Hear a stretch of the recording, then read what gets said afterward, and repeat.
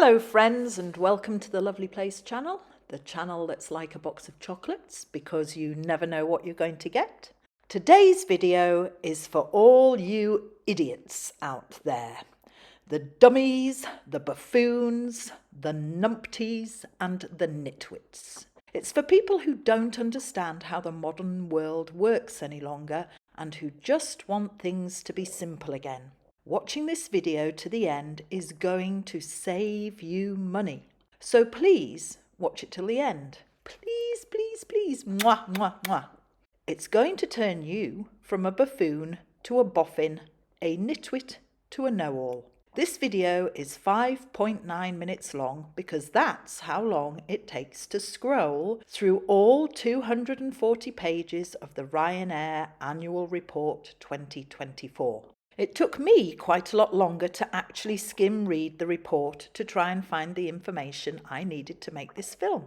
It's amazing what lengths an angry old woman will go to just to make a point. Ryanair is a low-cost airline that subsidises the business it gets from frequent flyers by imposing a stealth charge on people who rarely, if ever, fly at all. Personally, I think that's very unfair and underhand, especially for a company who in 2023 made €8.56 profit from each and every passenger and in 2024 made €11.22 from each one. Obviously, the shareholders aren't too concerned, and neither are the frequent flyers, who are also rather happy with the current situation. But this video isn't for them. It's just for numpties and daft apeths who want or need to fly once in a while. Ryanair states that it caters for people with reduced mobility and hidden disabilities. They say they recognise the sunflower symbol and trains its staff to assist people who are wearing it. So if you really are a numpty, I would recommend you board all Ryanair aeroplanes wearing a gigantic sunflower motif because, God forbid, you'd like to just keep your hidden disability somehow less hidden. Ryanair have made allowances for people with poor eyesight and poor mobility to access the Ryanair Help Centre simply by asking Alexa.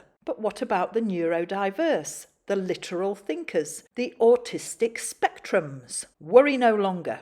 This video is for you. And when you've finished watching it, you and every other so-called normal person will save yourselves money. If everyone watched this video, then Ryanair would have to change its policies and make life easier for everyone, which can only be a good thing. So firstly, let's explain that checking in is not checking in. The luggage on the lap and under the seat in front options don't exist. It's in the overhead lockers only, especially if you're flying in the front row seats or on the wing next to the emergency exits. Priority travel doesn't seem to exist. You must have a decent internet connection, even abroad, and a mobile phone, because who carries a printer with them? And you need to have a boarding pass. But that can actually just be a picture on your phone. And you have to book in online, and it's time sensitive. They're serious about the £55 fee if you book in on arrival at the airport. They will take your money, which has to be by credit card, not cash. They will give you a receipt. Keep tight hold of the receipt. Mine has a face value of £110, so it's a very expensive piece of paper. But they will not refund your money. Don't be silly now. Under Go on. any Go on. circumstances. Go on. Go on. Not even if you make a genuine mistake. Go on. Go on. Not even if you didn't understand their policies. Go on. Go on. Go on. Go on. Go on. Go on. Go on. It's there quite clearly, not in black and white, obviously, in blue and yellow. So how then is it possible to miss it? I've spoken to quite a few people who missed it like me, which makes me realise either the world is full of complete idiots or Ryanair want you to miss it because they make a lot of money from our mistakes and that forms part of their ancillary revenue per booked passenger. This is why I accessed their annual report. Find out how much money Ryanair makes from people like me, not reading their terms and conditions properly and end up paying the fine. Unfortunately, there is no breakdown of the ancillary ancillary revenue, but it is money made from people upgrading seats, buying more luggage allowance and onboard sales. I also wanted to find out the results of their customer satisfaction surveys, which are currently 85% happy, which is odd because I completed their customer feedback form and was not happy at all. But strangely, the breakdown of the questions isn't disclosed in their annual report either. So here's how to book and fly with Ryanair properly, the stuff they don't actually tell you. Well, they do tell you, but they don't tell you very well. Well, not well enough that you might end up having to pay £110, which I seem to remember was more than the actual price of the tickets when we bought them a few months prior to flying. Number 1, use their official website to buy tickets. Do not go through a third party. Even their annual report recommends this. Number 2, select the option of smallest baggage and the don't mind where you sit, and that will give you the cheapest price. If you do have a very small bag only and you have the boarding pass stored on your phone, you don't have to stand in the long queues at the airport to go to their desks to check in when you arrive. You just go straight to the long queue of people getting through passport and security to the duty free. I wish we had known this at the time, as we wasted 30 minutes in a queue that we didn't need to be in. Number 3, just because you've bought your ticket in advance, online, and paid for it, does not mean Ryanair has finished trying to get your money. You must be very, very careful. Firstly, they won't really acknowledge your purchase until it's check-in time, which is how I got so confused. You check in while you're still at home watching TV with your feet up.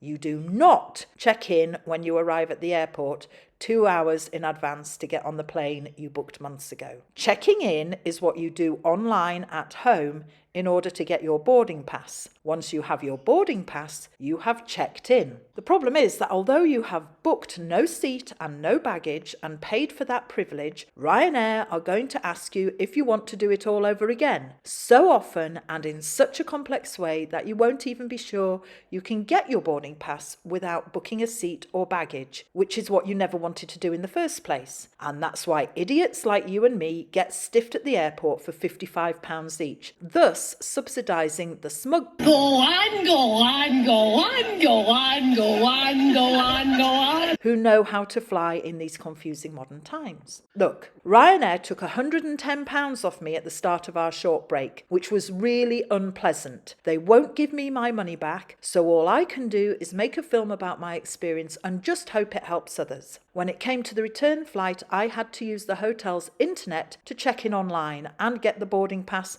because for some reason my phone wouldn't work properly once I was out of the country, and waiting for the right time to check in online was also quite stressful. And there you have it. I hope you are all now marginally more better informed than you were 5 minutes ago. I hope you have a wonderful time wherever it is you're planning to go, and if you like this film, please like and subscribe to my channel. Go on, go on, go on, go on, go on, go on, go on, go on, go on, go on, go on, go on. Thank you so much for watching, and bye for now.